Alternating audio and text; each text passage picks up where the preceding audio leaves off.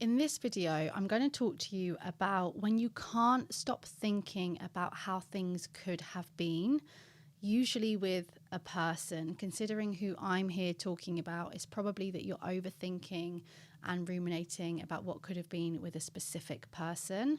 And then I am going to share with you a step-by-step process that's going to support you to be able to bring yourself back to the current moment. Before we do that, let me take a moment to introduce myself. I'm Carly Ann. I'm an attachment and trauma-informed coach. I support people that have an anxious and or avoidant attachment style so that they can move towards being more secure. I'm also the founder of the Attachment Recovery Gym. The Attachment Recovery Gym is for people doing the inner work on healing the past and wanting to become more secure. This brings to mind someone that I once worked with who was unable to let go of the idea of a date that someone she had been dating said that they were going to go on. It ended before they reached that point, and she couldn't let go of what that date would have been, the fun that they would have had on that date, why they promised the date not happening. This vision that she had of going on this specific date to this specific place with this person was in her mind. She could see it, and it was really difficult for her to let go of that. And side note, when we came to the end of working together, she had cleared that. She had let that go through the experiential work that we did together to basically interrupt that repetition that she was experiencing when she came to me. In these circumstances, essentially what we want to do, just like with so much of the work when it comes to healing attachment wounds, is we want to support you to be able to live in the moment. Now, usually there is actually already a pattern of overthinking and holding on to things that outdates this situation. So if you look at the past, like before this person that you're now thinking about, it's possible that you will already see that there is a pattern of holding on to things, ruminating on things and struggling to let go. And so that isn't to say, well, there you go, this doesn't count, this isn't important, this is shaming you. This is just to say, perhaps there is a pattern there. And so the skill set of learning to be more present and live in the moment is going to be really, really powerful. That said, let's now go through a step-by-step process that you can use now or in times of your life when you feel yourself going over and thinking about what could have been. So the first step is I want you to acknowledge how you're feeling. Now, this can be a bit of a brain dump because I do not want us to dismiss any parts of you or shame any parts of you. You know, when we have a feeling about a feeling, which is that it's bad that I am going over this, it's bad that I still want to have that date, it's bad that I am still missing that person that gave me crumbs. Let's just actually take a moment to really acknowledge our reality, what it is that we're holding on to, and meeting that with compassion. You know, I love that C word. So, oh God, I can't say the C word.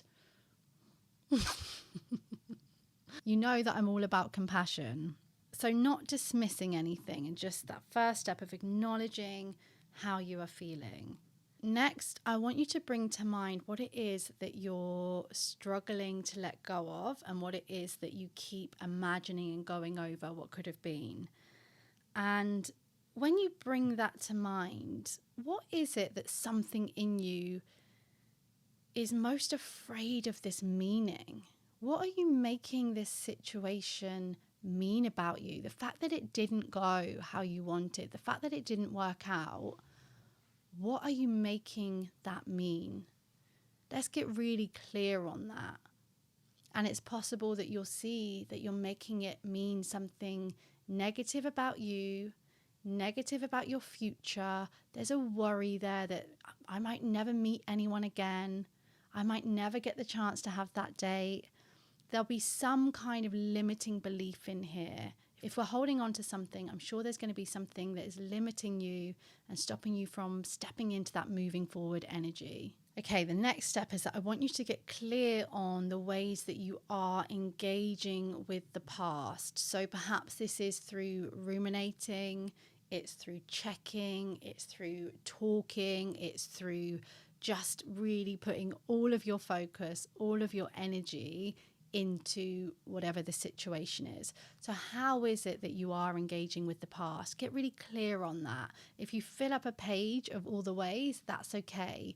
You certainly don't want to shame yourself or tell yourself you're bad for these. They are strategies, they're habits, and we can undo that. Okay, the next step, the fourth step, is I want you to take a moment to see if you can find something in you, a feeling, an inner knowing, something in you that is actually okay with letting go of the past.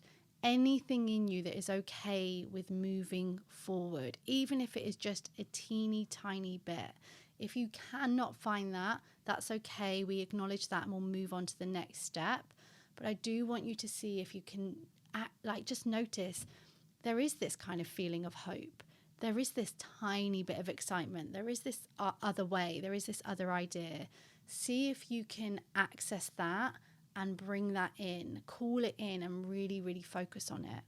The next step, I would say get a pen and paper for this, and I want you to fill up a whole page of when tomorrow comes around, but maybe from right this moment, what are the new ways that you can begin to show up? If you were to just park some of those old ways that you've been engaging with the past, what are some ways that you can begin to engage with the current moment, with your new future?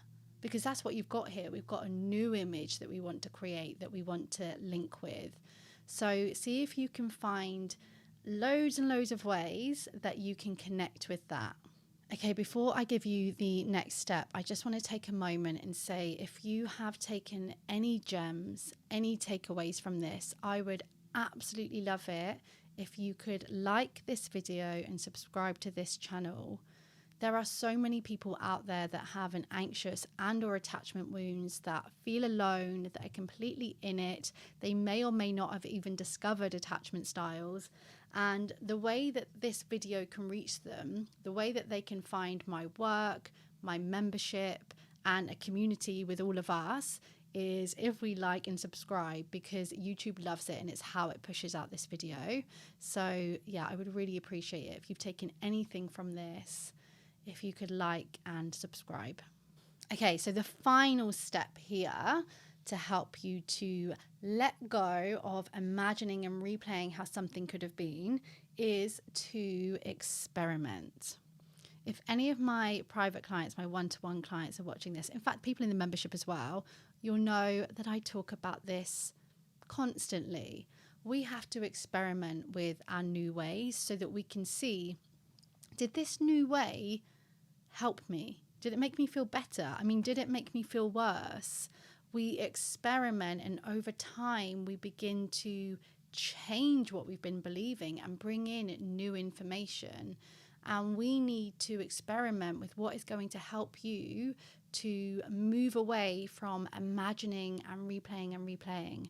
Now, look, if you have tried, if you feel like you have experimented, it might be that you need help. If we're talking about painful, stuck emotion, memories, flashbacks, then absolutely, I really encourage you to look at seeking professional help for that. But if you are here like, nope, I'm on this self-help journey and I haven't reached that place yet, then absolutely, even if you can take something from that page, from that fifth step, and make a 1% improvement, experiment and see if you can find something that just makes you feel a bit better. That is an absolute win. Over in the Attachment Recovery Gym, we share our wins of the things that we're experimenting with, because that helps us to keep going, keep moving forward. So experiment with something from step 5 and then review and see how you got on with it. And if it made you feel a bit better, if it didn't make you feel worse, then why not keep practicing that? And you know what happens when we begin to practice new things? There's less space for the old things. And if those new things make you feel better and more expansive and more hopeful, and you begin to get positive results, over time you're going to have less and less space for those old patterns. But we're only going to let go of them if we can allow ourselves to invite in the new. Okay, I could talk about this for hours and hours.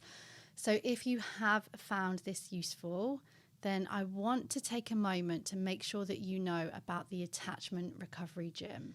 The Attachment Recovery Gym is an online membership that supports you to get in touch with and exercise your most secure self. You can join this community when you have reached the point where you know so much of the information, yet being able to change and put that into practice is really difficult. You see yourself defaulting back to old, painful patterns. It's an online membership space where you can take everything that you've been learning, that includes all of the things that I'm talking about in this video and my other videos and on my Instagram. You can take all of that and you can put it into practice. If you have a reoccurring relationship issue or a specific trigger where you feel stuck, then fear not. The Attachment Recovery Gym marries 3 core components that are going to support you to be able to change and self-soothe in the moment. That is community, accountability, and education. When you become a member of the Attachment Recovery Gym today, you get immediate access to a library of resources and a schedule of classes that strengthen your secure self, just like you were working on your physical health, because that's something that I believe is really important. Okay, I hope you found that useful. If you did, please do like and subscribe, and I will see you back here soon.